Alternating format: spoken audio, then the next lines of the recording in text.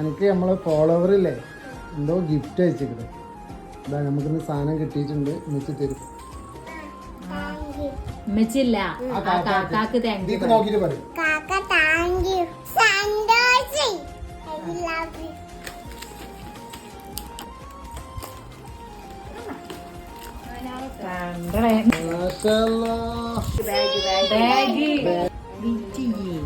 അതിന്റെ കയറുണ്ട് ഇതിന്റെ ഉള്ളിൽ.